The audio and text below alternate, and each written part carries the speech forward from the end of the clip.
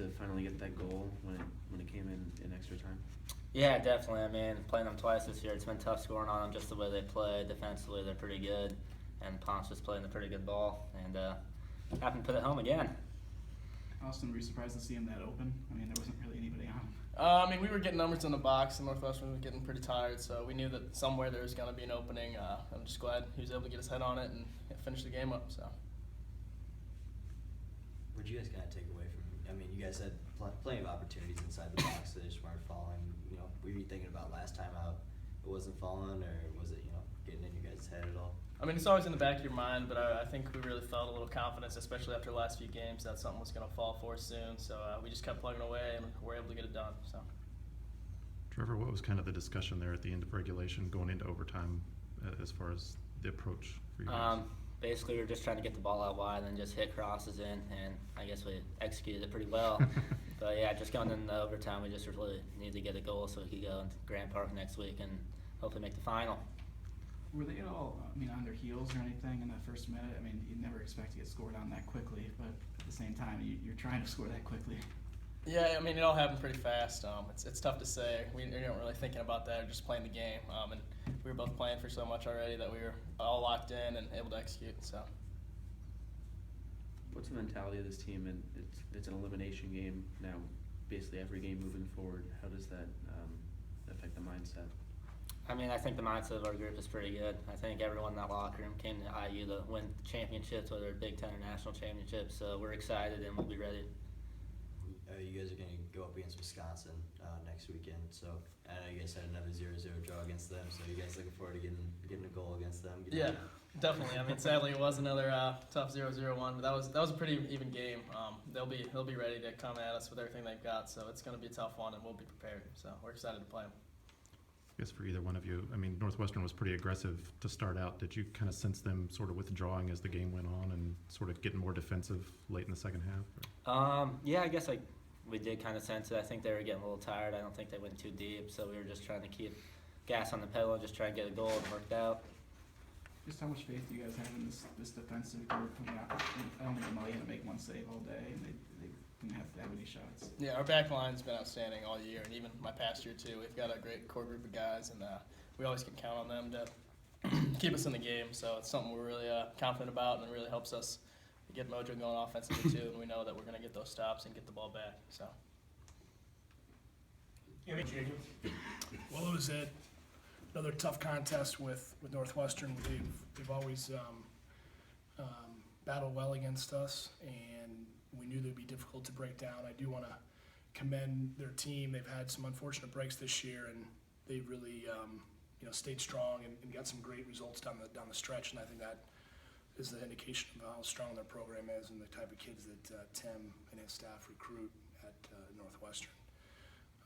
With regards to this game, it was very important to advance at this stage in tournament play. We know that Indianapolis is the host of the Big Tens, and we wanted to be there as the closest participant to help get this thing going and obviously have a chance to win a title.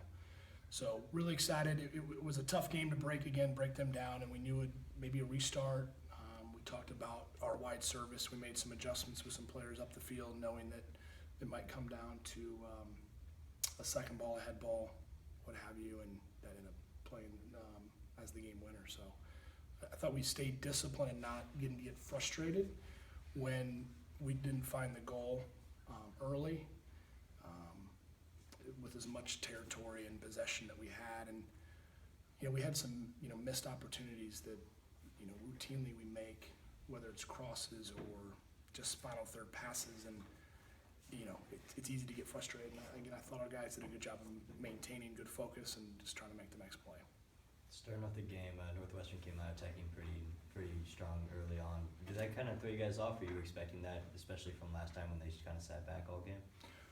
Well, I think their shape is different than they played us earlier, and we just were a little bit deep, and we weren't able to sort out how to step to their backs, playing somewhat of a 3-5-2 in their attack, and we were late in releasing. So a little bit was just kind of solving the game as it went on. We talked about it, and I think the guys did a nice job of just solving it with a little instruction from the side, but I think they did a nice job internally. And we were starting to get higher and putting more pressure and not letting them, build. But they're a good enough team. They're going to do that. I mean, I told our guys, don't get frustrated. They got good players. They're going to have all over the ball. But we did better, I think, after the first 15 minutes of solving that. Talking about the formation, you took Timmy Mel off pretty early in that first half, and it looked like you guys kind of went to 3 in the back as well. Was that just trying to throw more numbers forward? No, I think partly was we felt Reese Buckmaster was one of the better 1v1 players in the channel, and it got him higher up the field as a right back. So the domino was Reese went to right back, and Billy went to center back, and they were playing with 2 strikers, and Billy is a phenomenal 1v1 player, and Timmy's excellent too. And I thought that the matchup was better, that we got Billy inside and Rico wide, for Rico could be more of an attacking option for us as our outside back. That was some of the reasons why we made the change. And moving forward to overtime, how much of a relief was it to just finally put one in the back of the net against Northwestern? Yeah, I mean, it's been difficult. I read the stat. I didn't know we had that many ties in the recent history. It's every year is a different challenge, and they've had some tremendous defenders and had arguably one of the better goalkeepers, I think, the last 15 years in the league with Tyler Miller, a cycle before, so it was really tough to score on him. So it was great, and Trevor's been phenomenal for us this year. I think one of the unsung heroes of this group in the minutes he's played, the role in some big goals, and today would be no different from a huge goal for us. So what would you kind of say to them during the break between the regulation and the overtime? Keep composed.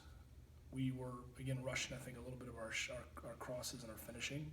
And I made it very simple. I said, we're going to get some balls because they were playing very narrow and deep. We knew we were going to get some service opportunities. So we just talked very simply on where we want the service to come from, the players we need in those key spots, and just got to go out and execute. And they made it look easy, that. But it was a great ball by Panchot. And Trevor playing as kind of our withdrawn striker is one of our better players in the air in that role that we would play someone. And that was one of the reasons we pushed him one line higher. And then AJ is one of the best kids in there we have. And we thought between him and Rashad and Timmy that we would put one of our big boys for a service finish rather than Ballard, who is good in the air but not as strong as those 3. You kind of mentioned it earlier, but just to be playing the next round in Indianapolis, I guess just you guys are obviously a big draw in that area. Just what do you think of playing there, and how important is it for this, I guess, for it to kind of stay there? Yeah, I told the players after the game, we didn't talk about it before the game, but I did feel a responsibility somewhat that we were there. I always say that we have to grow the sport. I think we have to grow our conference tournament. We as a coaching group felt strongly that this was a strong move and a good move for our conference to go somewhere that people can get excited about, that there's not a week to prepare and get lost a bit on the busyness of what college athletic campuses look like with a week to prepare for hosting a final. And if the host is in the final, we know that the crowd is going to be diminished. And now whoever's in the final, our fans up in Indy will enjoy a really good match. And the venue will be tight. I think it's going to be fantastic. So, yeah, I did feel a responsibility a bit for Indiana to be there for this first year in particular. Is this kind of one of those occasions where the fact you guys have played so many overtime games finally pays off in your favor a little bit to have been there so many times before and kind of have that feeling going in? Yeah, I mean, we're really confident with penalties. We feel we have an absolute difference maker in Christian Lamelli in goal. So it wasn't like we certainly weren't playing to get there, but we felt really confident if we were in that situation that we would.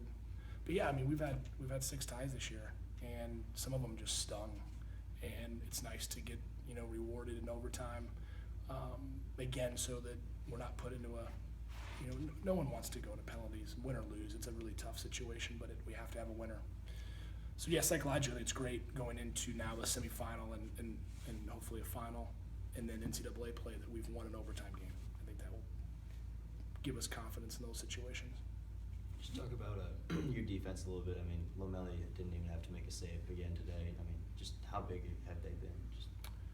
They've been great. I mean, we do preach, and it's the truth. Our defending really does start with our pressure and our shape up the field, and the backs would tell you that because it makes it predictable.